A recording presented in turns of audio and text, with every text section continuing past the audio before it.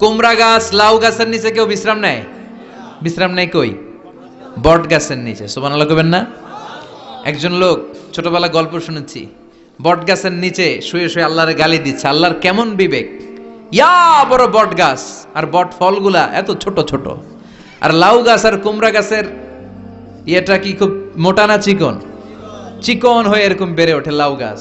লাউ গাছরে দিল আল্লাহ এত চিকন করে, ফল দিছে এত মোটা, আর এত বিশাল বড় বট গাছ, এটার ফল হইলো এত ছোট। তো আল্লাহর গালি দিতে দিতে কোন সময় যে ঘুমাই গেছে নিজেও জানে না।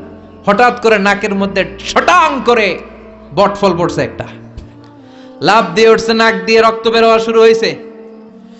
রক্ত মুছতে মুছতে মনে মনে ভাবে, আসলেই তো আমি বড় একটা উল্লুক্কা পাঠা।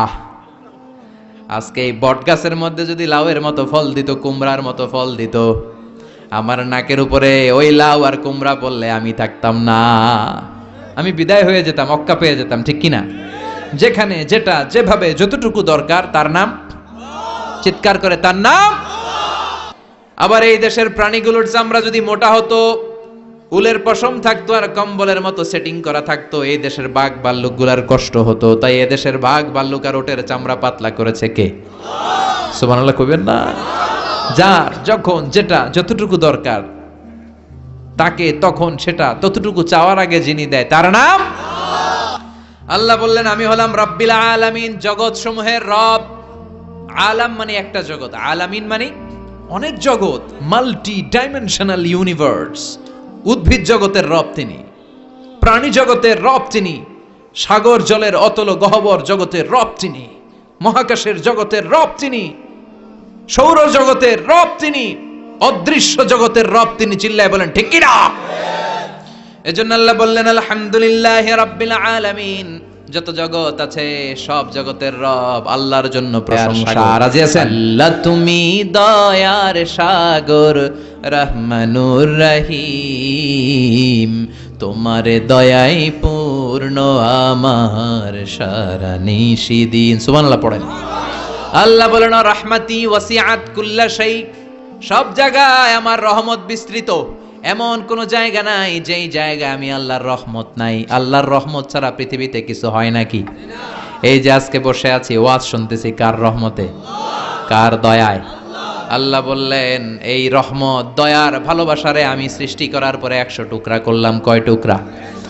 100 টুকরা করার পরে নিজের মধ্যে আমি 99 টুকরা দয়ার ভালোবাসা রেখে দিলাম। এক টুকরা দয়া মায়া পৃথিবীর সবার মাঝে ঢেলে দিলাম। সাইয়েদনা আদম থেকে শুরু করে up to the day of judgement, কিয়ামত পর্যন্ত সবার মাঝে আল্লাহ রহমতের এক টুকরা দিছে, ছিটে ফোঁটা।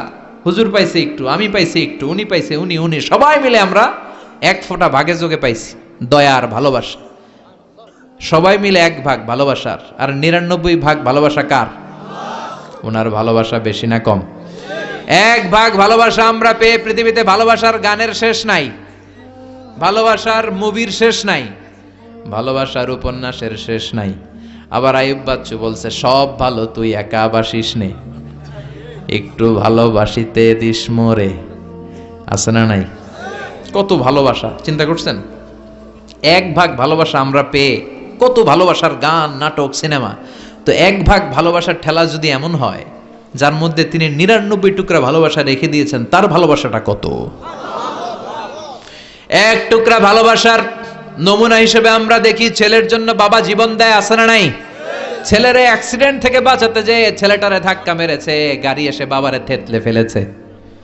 বন্যার পানিতে মা ডুবে যায়, ছোট কন্যাটারে বালতির মধ্যে ধরে রেখেছে, পানি খেতে খেতে মা দুনিয়ায় নাই, মেয়েটা মরে নাই, আছে না নাই? 1 টুকরা ভালোবাসার ছিটে ফোঁটা তুমি পেয়েছো। তার নমুনা যদি এমন হয়, 99 টুকরা ভালোবাসা নিয়ে যিনি আরশের উপরে আছে, তার দয়া কত? Do you feel that? Do you imagine that? আপনি কি এটা ফিল করেন? আপনাকে ফিল করতে হবে। এজন্য আল্লাহ বলে গোলাম 24/7, 24 ঘন্টা আমার দরজা খোলা। কত পাপ করেছিস, কত অন্যায় করেছিস, কত পর্নোগ্রাফি দেখেছিস, কত হিন্দি সিনেমা দেখেছিস, কত অশ্লীল মেয়েদের নাচ দেখেছিস, রাত্রিবেলা নেকেড ভিডিও দেখেছিস, কত অন্যায় করেছিস, আজও আমার দরজা তোর জন্য খোলা আছে না নাই? চোখের পানি ছাড়, যায় নামাজটা বিছিয়ে দে, 2 রাকাত নামাজ পড়ে আমার ডাক দে, ডাক দেওয়ার সাথে সাথে তোর দোয়া কবুল হয়ে যাবে। কত পাপ করেছিস, আল্লাহ ডেকে বলে তোর পাপ যদি হয় খালের পানির সমান, বিলের পানির সমান, আমি আল্লাহর দয়া তো সাগরের পানির সমান। তোর পাপ যদি হয় পাহাড়ের সমান, জেনে রাখ আমি আল্লাহর দয়া আকাশের সমান। ভরসা লাগে আল্লাহর উপর, ভরসা লাগে না? মনে রাখবেন এখানে আমরা সবাই পাপী। আমরা কি? কুল্লুকুম খাত্তাউন খায়রুল খাত্তাইন আত-তাওয়াবুন। সবাই পাপী, কিন্তু সবচেয়ে ভালো পাপী ওই পাপী যেই পাপী পাপ করার পরেই তওবা করে। তওবা করতে রাজি আছেন তো? যত পাপ আপনার হোক টেনশন নাই, আমাদের ভরসা একজনের উপর। চিল্লায় বলেন তিনি কে? বনি ইসরাইলের এক আবেদ 100 বছর ইবাদত করেছে। কিয়ামতের দিন আল্লাহ খুশি হয়ে বলবেন, ও আল্লাহর ওলি, উদখুলিল জান্নাতা বিরহমাতি, go to the paradise with my mercy. আমার দয়ায় আর ভালোবাসায় জান্নাতে ঢুক। আল্লাহর ওলি বলবে, বালবি আমালি, আপনার দয়া দিয়ে জান্নাত কেন? আমার আমল দিয়ে যেতে চাই, আমি নামাজ তো কম পড়ি নাই, তো দয়া লাগবে কেন আপনার? আল্লাহ বলবেন, তাই? আমার দয়া ছাড়া তুই জান্নাতে যেতে পারবি? কি আমল করেছিস তুই? ওকে, লেটস মেক এ ক্যালকুলেশন, চল একটা হিসাব করি। তোর শত শত বছরের তাহাজ্জুদ গুলারে এক পাল্লায় রেখে দে।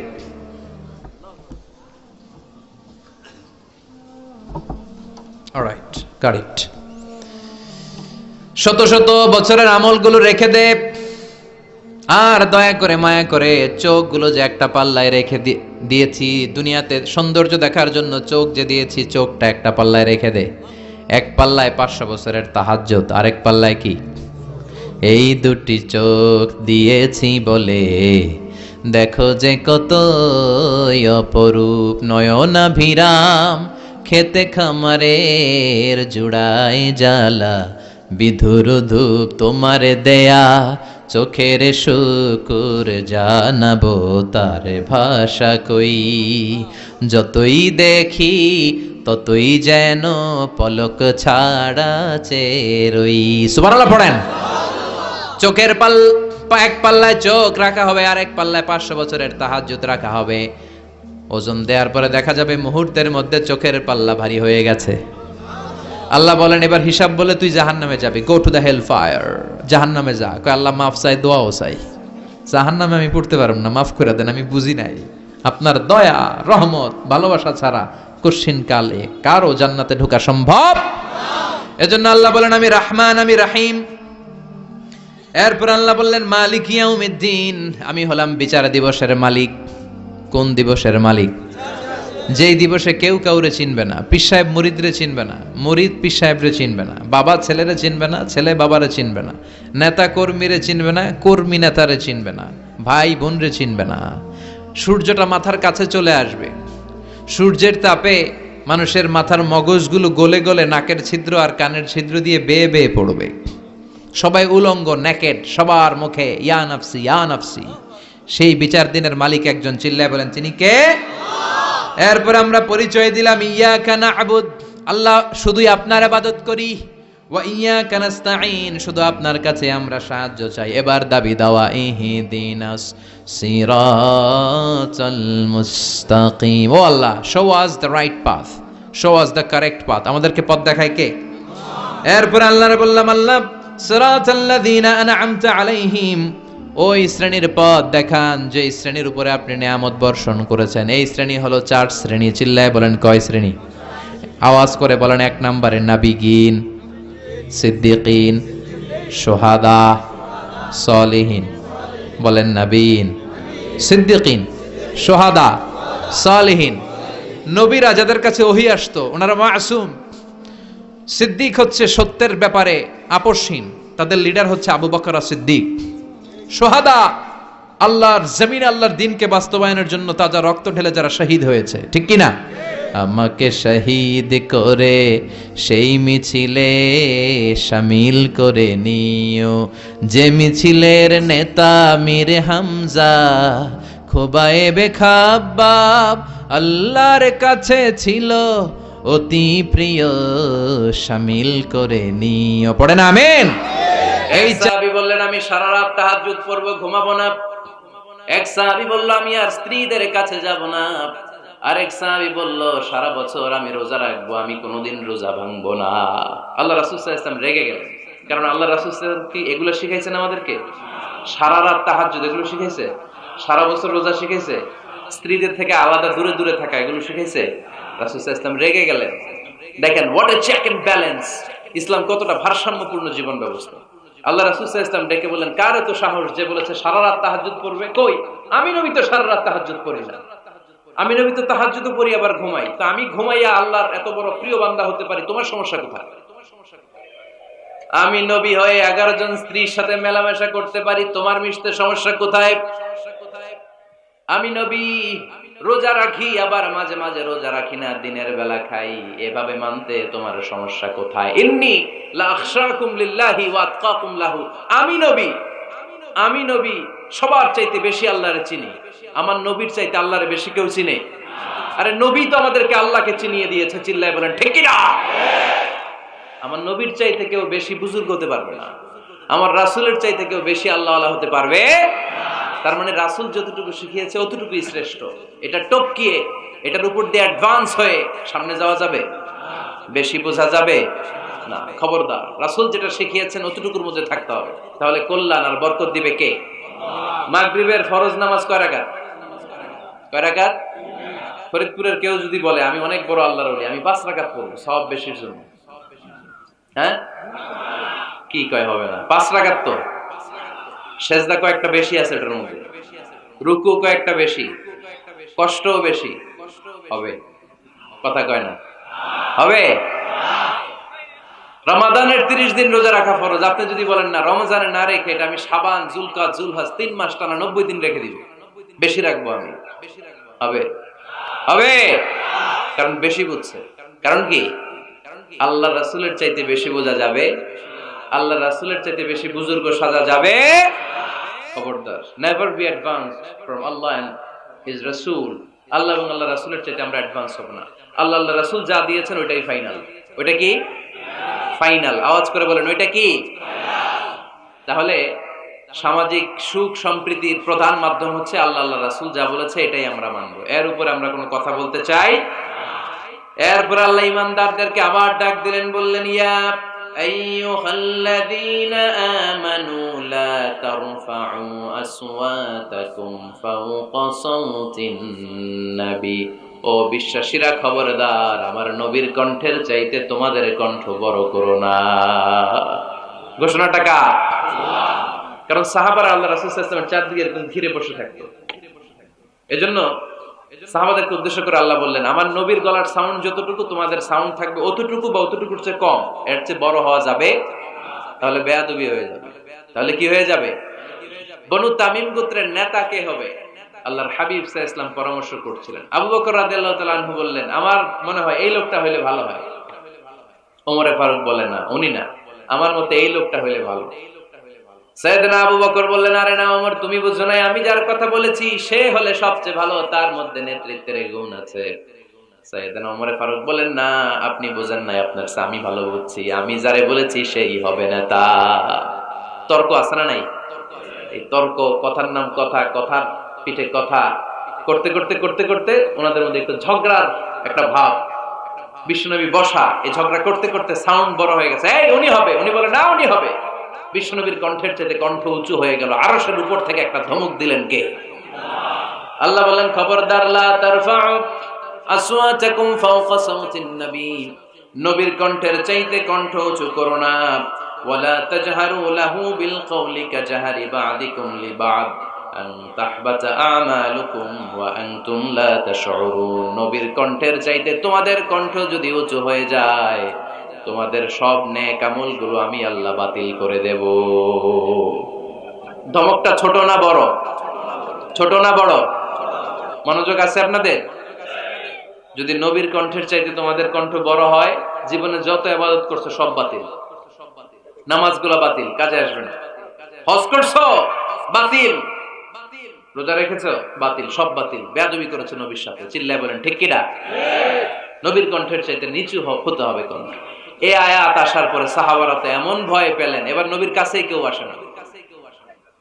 সুবহানাল্লাহ কইবেন না? ভয়ে আসে না, ভয়ে না জানি আমার কণ্ঠ আবার নবীর কণ্ঠের চাইতে উঁচু হয়ে যায়। ওমর ফারুক রাদিয়াল্লাহু তাআলা আনহু ডানে ঘুরে বায়ে ঘুরে কাছে আসে না, আবু বকর রাদিয়াল্লাহু তাআলা আনহু ডানে ঘুরে বায়ে ঘুরে কাছে আসে না। আল্লাহর হাবিব ওমর ফারুককে ডাক দিলেন, এই ওমর সামনে আসো, এদিকে আসো। ওমর ফারুক আসলেন, কিন্তু ওমর ফারুক এত আস্তে আস্তে কথা বলেন, বিশ্বনবী ওমর ফারুকের কথা কানে শোনে না। সুবহানাল্লাহ নাই? এত আস্তে আস্তে ওমর ফারুক কথা বলেন, বিশ্বনবী শুনতে পান না। ওমর কি বললা, একটু জোরে বলো না। ওমর ফারুক একটু জোরে বললেন, তাও শুনেন না। বিশ্বনবী বলেন, আরেকটু সাউন্ড বড় করে বলো, আমি তো শুনি না, জোরে বলো। ভয়, কারণ কণ্ঠ যদি উঁচু হয়ে যায় আমার নবীর কণ্ঠের চাইতে, জীবনের সব ইবাদত শেষ। এজন্য কথা কওয়ার দরকার নেই, ইবাদত গুলো ঠিকঠাক আওয়াজ করে পড়তে হবে, আল্লাহু আকবার। তাহলে 2 নাম্বার গাইডলাইন, লা তারফাউ আসওয়াতাকুম ফাওকা সাওতিন নবী। নবীর কণ্ঠের চাইতে কণ্ঠ উঁচু করো না। আপনারা হজ উমরা করেছেন কে কে দেখি? মাশাআল্লাহ, হাত নামান। যারা আমরা করি নাই, আমরা আল্লাহর কাছে কামনা করি, আল্লাহ আমাদেরকেও তুমি যাওয়ার তৌফিক দাও। আমিন। আমরাও যেন আমার নবীর কবরের সামনে দাঁড়িয়ে নবীর সালাম করতে পারি, তৌফিক দাও। আমিন। আমরাও যেন রাউদাতুম মিন রিয়াদিল জান্নাহে ঢুকে 2 রাকাত নামাজ পড়তে পারি, তৌফিক দাও। আমিন। তোমার ঘরটা যেন তাওয়াফ করতে পারি, তৌফিক দাও। আমিন। মক্কা মদিনার ঐতিহাসিক জায়গাগুলো যেন দেখে হৃদয়টারে ঠান্ডা করতে পারি, আল্লাহ তৌফিক দাও। আমিন।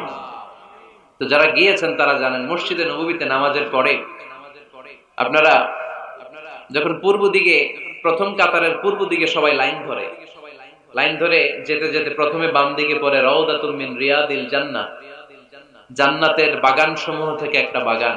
পুরো মসজিদে নববীর কার্পেটের এক কালার, ওই রাউদাতুল মিন রিয়াদিল জান্নাহর কার্পেটের আরেক কালার। আল্লাহ রাসূল সাল্লাল্লাহু আলাইহি ওয়াসাল্লামের ঘর আর মিম্বার এতটুকু জায়গাকে অন্য কালারের কার্পেট দেয়া হয়েছে। এটা দুনিয়ার বুকে জান্নাতের টুকরার মধ্যে থেকে একটা টুকরা। কোন সুবহানাল্লাহ। হাজিরা খুব ভিড় করে এখানে নামাজ পড়ার জন্য। এটা বাম দিকে পাবেন। এরপরে যেতে যেতে কিছু দূর যাওয়ার পরেই বাম দিকে পাবেন বিশ্বনবী সাল্লাল্লাহু আলাইহি ওয়াসাল্লামের কবর, আল কবর আশ শরীফ। আমার নবী এখানে শুয়ে আছে। যেই নবীর কথা আজীবন ওয়াজে শুনলেন, যেই নবীরে নামাজের তাশাহুদে বসে সালাতু সালাম পড়ে শোনা, যেই নবীর জন্য দেহের তাজা রক্ত আমরা বিলিয়ে দিতে রাজি, ওই নবীর কবরের সামনে যে যখন দাঁড়াবেন আর ভাববেন আমার আর নবীর থেকে ব্যবধান 5-6 হাত, এখানে আমার নবী শুয়ে আছে, এইখানে আমি, আপনি কি ধৈর্য ধারণ করতে পারবেন? কথা বলেন, নিজেকে সামলে রাখতে পারবেন? আমার নবীর কোন উম্মত প্রথম যখন উমরা করতে যায়, হজ করতে যায়, নবীর কবরের সামনে দাঁড়িয়ে নিজেকে সামলে রাখতে পারে না, চিৎকার দিয়ে কান্না আসে, চোখ দিয়ে ধা ধা করে অশ্রু ঝরে। যেই নবীর ভালোবাসা আমার হৃদয়ের মধ্যখানে, আমার নবী নাকি শোয়া আছে এই জায়গায় আমার নবী শোয়া। সহ্য হয় না, বুক ফেটে চিৎকার আসে, কিন্তু চিৎকার দেয়া যায় না। কারণ যে আয়াতের তাফসীর আপনাদেরকে শোনাচ্ছি, এই আয়াতটা বিশ্বনবীর কবরের উপরে লেখা। লা তারফাউ আসওয়াতাকুম ফাওকা সাওতিন নবী। তুমি নবীর দরবারে এসেছো, এখানে বড় গলায় আওয়াজ করে কোনো কথা বলা যাবে না। চিল্লায় বলেন ঠিক কি না?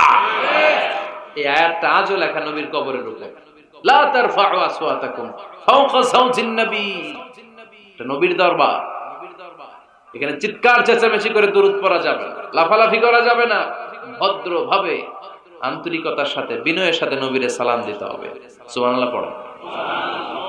আল্লাহ রাসূল সাল্লাল্লাহু আলাইহি ওয়াসাল্লাম আমাদের থেকে বিদায় নিলেন, কিন্তু এই আয়াতের হুকুম আজও আছে না নাই?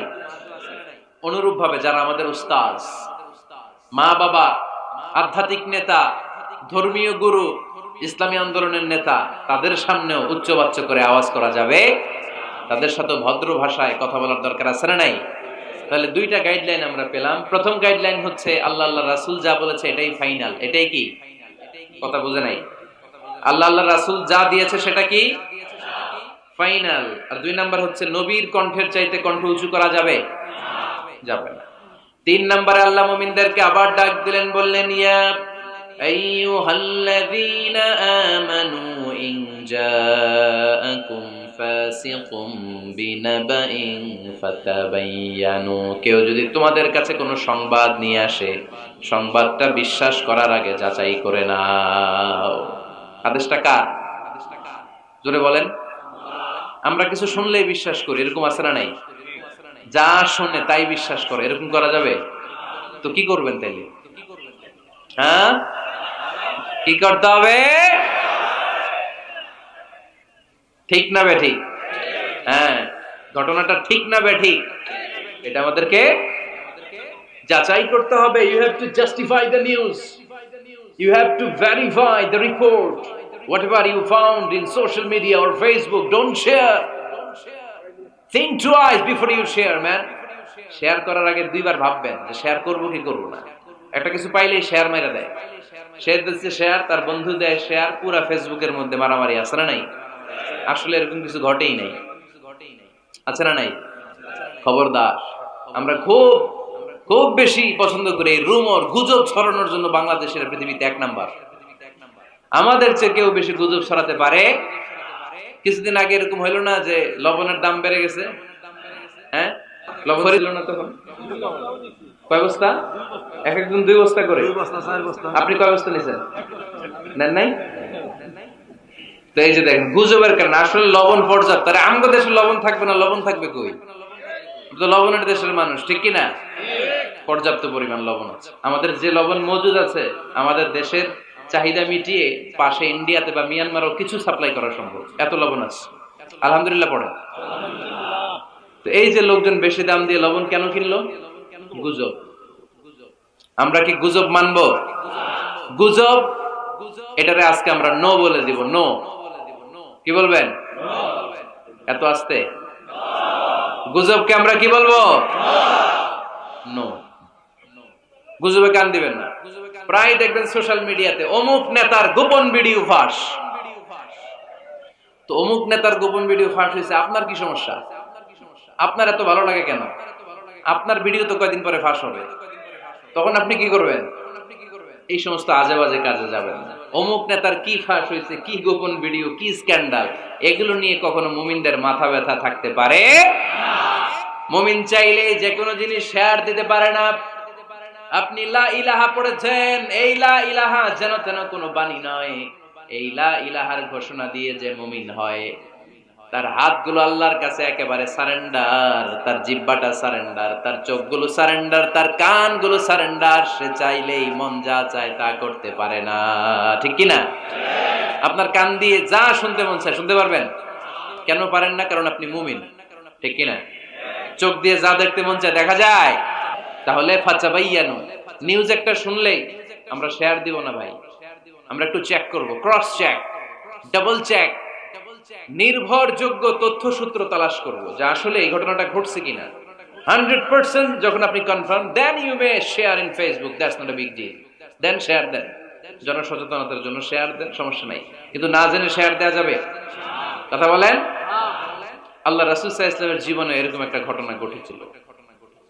হারিস বিন মিরার রাদিয়াল্লাহু তাআলা আনহু বনুল মুস্তালিকের যুদ্ধে জেতার পরে হারিস বিন মিরারকে বিশ্বনবী দায়িত্ব দিলেন যে হারিস বিন মিরার, তুমি এই এলাকার নেতা, কি করতে হবে আমাদের? বিশ্বনবী বললেন, নামাজ পড়বা, রমাদানের রোজা রাখবা, যাকাত আদায় করবা। মিরার বলে, তাহলে যাকাত নেন? বিশ্বনবী বললেন, না, 1 বছর পূর্ণ হওয়ার পরে যাকাত দিতে হয়। যাকাত কয় বছর পর পর? যাকাত প্রতিদিন দেয়া লাগে? হালানিল হাউল, 1 বছর যখন হবে আমি আমার সাহাবী পাঠাবো মদিনা থেকে, তখন দিয়ে দিও। বিশ্বনবী চলে গেলেন। 1 বছর পরে এক সাহাবীকে রেডি করলেন, যাকাতের সম্পদ নিয়ে আসো বনুল মুস্তালিকের পক্ষ থেকে। ওই সাহাবীর নাম হচ্ছে ওয়ালিদ ইবনে উকবা। বিশ্বনবী ডেকে বললেন, ওয়ালিদ যাও, 1 বছর সময় অতিক্রান্ত হয়েছে, বনুল মুস্তালিকের লোকদের যত যাকাতের সম্পদ জমা হয়েছে নিয়ে আসো। সাইয়েদনা ওয়ালিদ ইবনে উকবা যখন সম্পদ আনার জন্য বের হলেন, ওইদিকে বনুল মুস্তালিকের লোকেরা শুনতে পেল বিশ্বনবীর পাঠানো সাহাবী ওনাদের এলাকায় শুভাগমন করবে। ওই সাহাবীকে লাল গাড়িচার সংবর্ধনা দেওয়ার জন্য সেনাবাহিনী সহ পুরো এলাকা থেকে সব সৈন্যবাহিনী সহ তারা মরুভূমির মধ্যে এসে দাঁড়িয়ে রয়েছে। সুবহানাল্লাহ পড়ে। নবীর সাহাবীর আগমন হবে, নবীর সাহাবীর শুভাগমন। উনি এসে আমাদের এলাকার যাকাতের টাকা কালেকশন করে নিয়ে যাবে, ওনাকে সংবর্ধনা দিব, বের হও। তলোয়ার নিয়ে, ঘোড়া নিয়ে, গার্ড দিয়ে আমরা দাঁড়িয়ে থাকি। তো মরুভূমিতে সবাই দাঁড়ায় আছে। আল ওয়ালিদ ইবনে উকবা মদিনা থেকে বিশাল রাস্তা পাড়ি দিয়ে যখন বনুল মুস্তালিকের এলাকার কাছাকাছি দূর থেকে দেখে তলোয়ার নিয়ে লোকজন দাঁড়ায় আছে। কি নিয়ে দাঁড়ায় আছে? উনি ভাবছে আমারে মারার জন্য দাঁড়ায় আছে। উনি মনে মনে ভাবলেন, বিশ্বনবী পাঠালেন যাকাত নেয়ার জন্য, যাকাত পরে নিব, আগে জান সামলাই। কারণ এলাকার লোকেরা সব তলোয়ার নিয়ে সেনাবাহিনী সহ দাঁড়ানো। আসলে কথাটা কি ঠিক? মারার জন্য দাঁড়ায় আছে? কি জন্য? সম্মান দেওয়ার জন্য, ওয়েলকামিং রিসেপশন দেওয়ার জন্য। উনি ভাবলেন আমারে কচু কাটা করবো, এক কাজ করি, ওদিকে না যে অ্যাবাউট টার্ন, উল্টা করি। যেই চিন্তা ওই কাজ।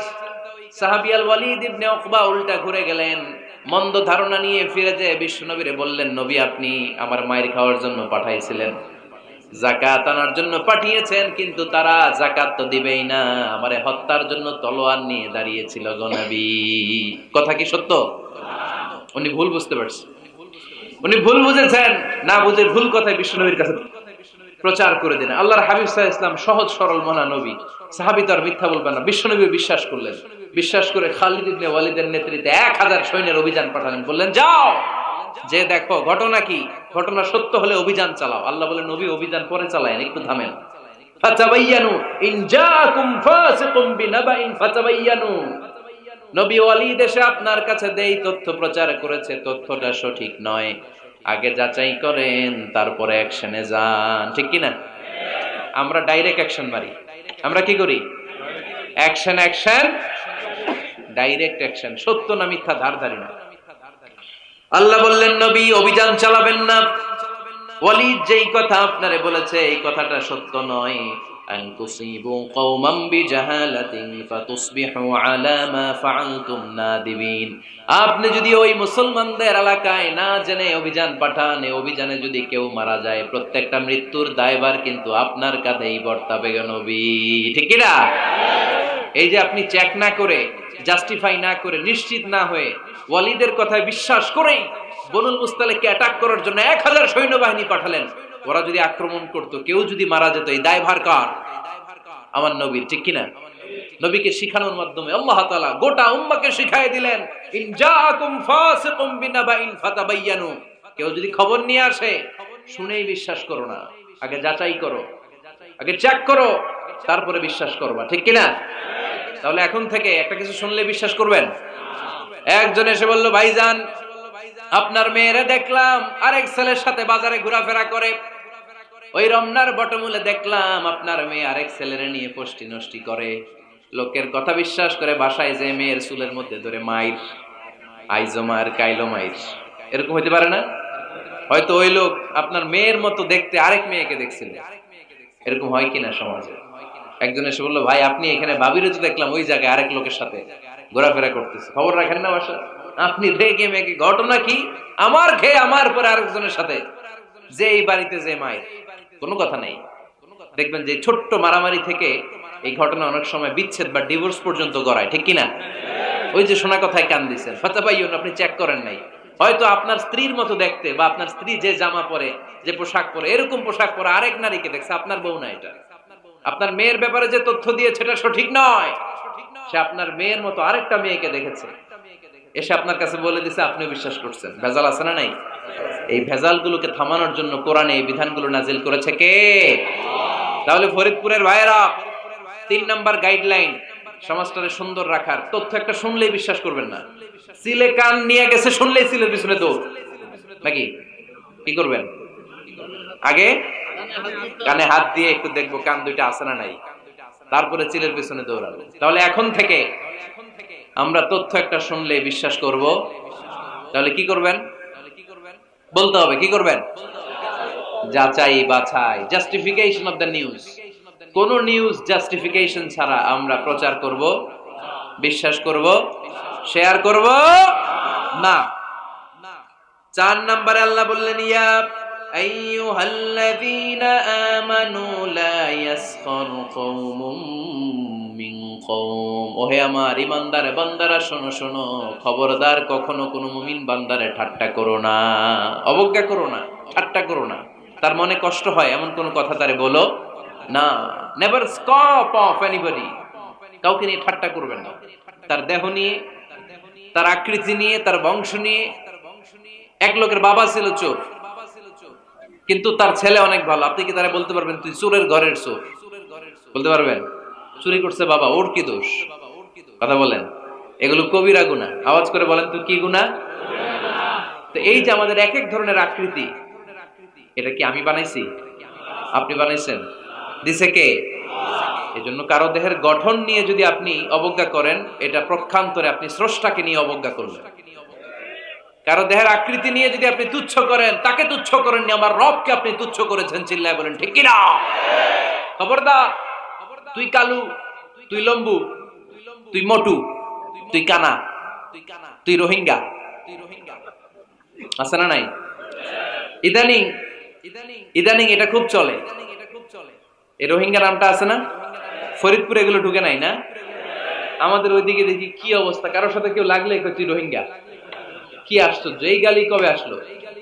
হ্যাঁ, অনেক ধরনের গালি। ঢাকায় আরেকটা চলে ফইন নির্বুত, কি বলে এই, এগুলো আগে শুনি নাই আমরা, রিসেন্ট এগুলো বলা শুরু করছে। ফইন নির্বুত, রোহিঙ্গা না, এগুলো বলে আপনি কাউকে অবজ্ঞা করতে পারবেন? পারবেন না। খবরদার, এটা কবিরা গুনাহ, এটা ছোট গুনাহ মনে করবেন না। কারণ আকৃতি নিয়ে তুচ্ছ করা যায় না, কারণ আকৃতি দান করেছে কে?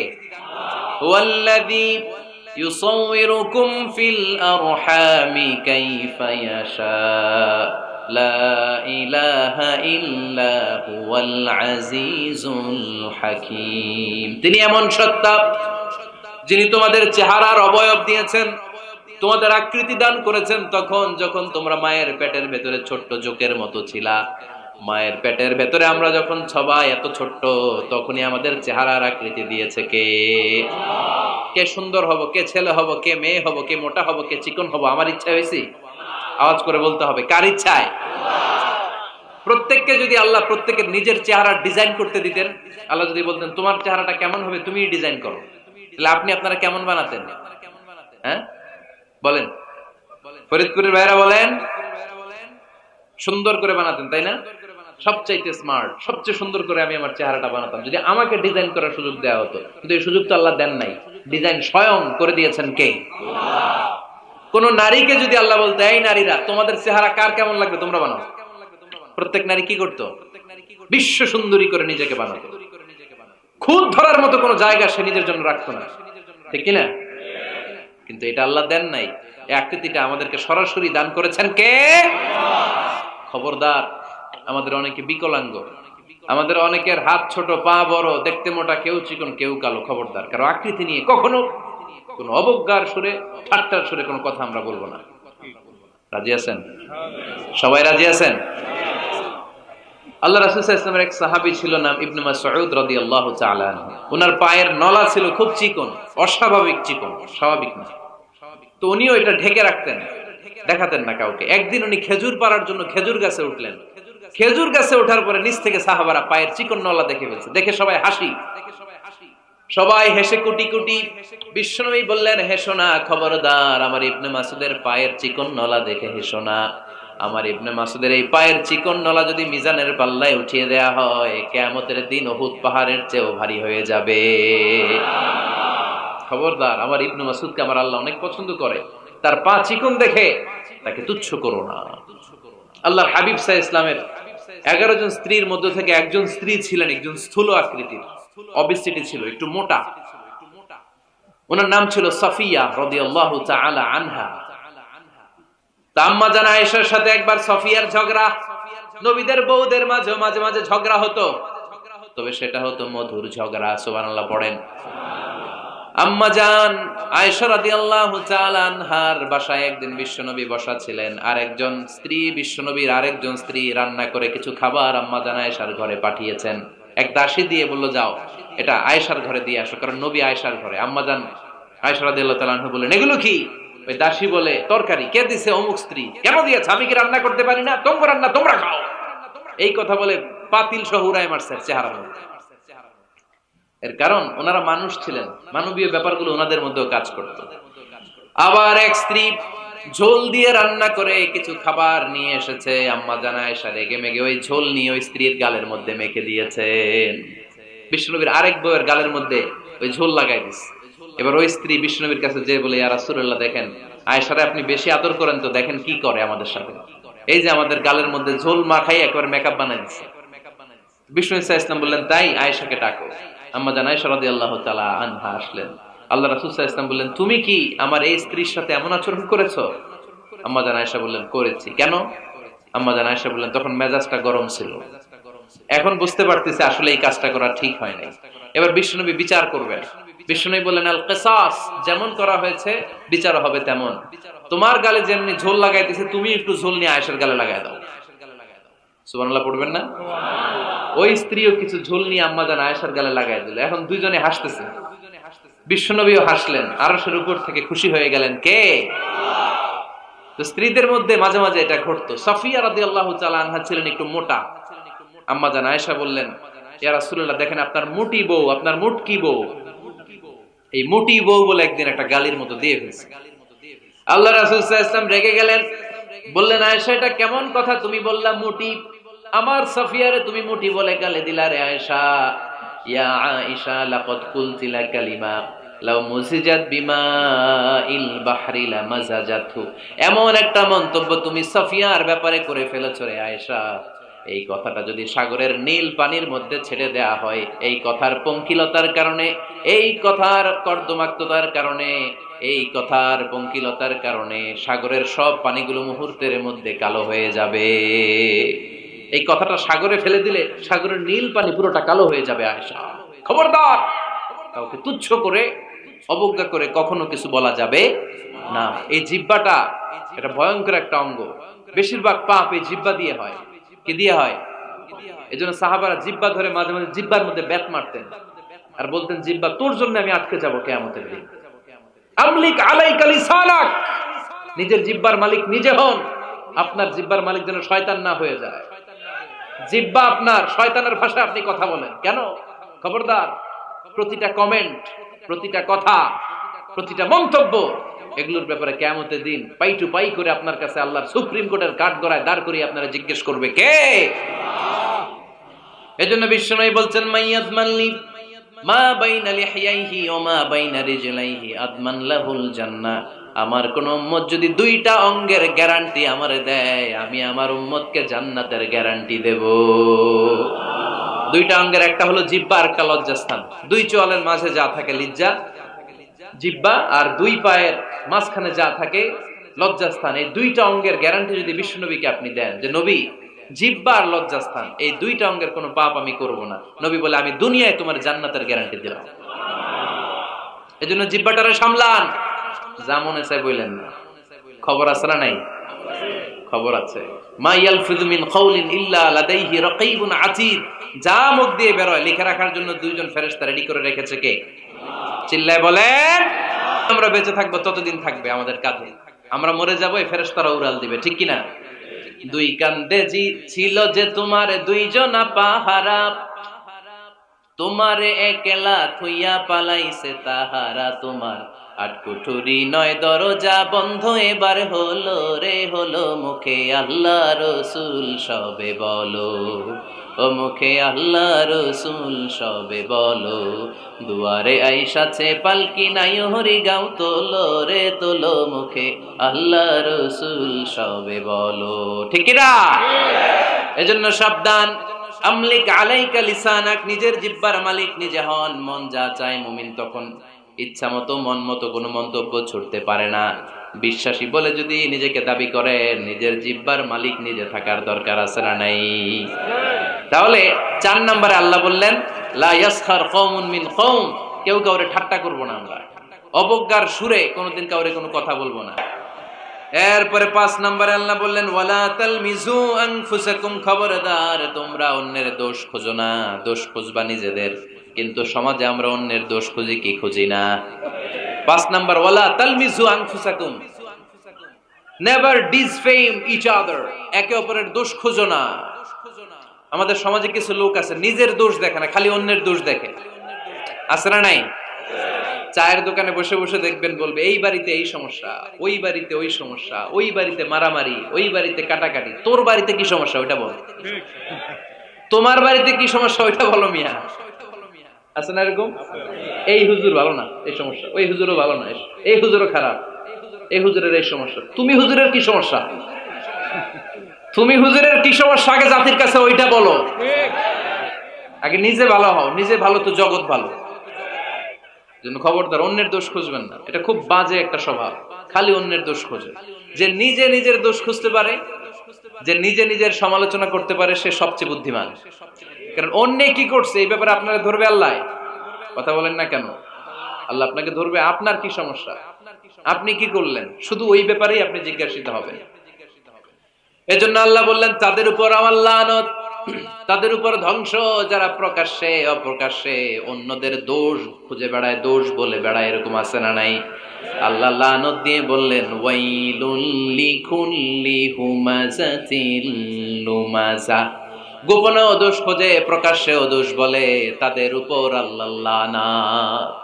হুমাযাতিল লুমাযা, এই লুমাযা শব্দ থেকে আল্লাহ এনেছেন ওয়ালা তালমিযু আনফুসাকুম, একে অপরের দোষ খোঁজো না, নিজের দোষ খোঁজো, সেই সবচেয়ে বুদ্ধিমান। তাহলে আমরা আত্মসমালোচনা করব। কি করব? খেয়াল রাখবেন, সবচেয়ে খারাপ হচ্ছে সমালোচনা। সবচেয়ে খারাপ কি? তারপর কিছুটা ভালো যেটা, সেটা হচ্ছে আলোচনা। সেটা কি? আলোচনা। সবচেয়ে ভালো হচ্ছে আত্মসমালোচনা।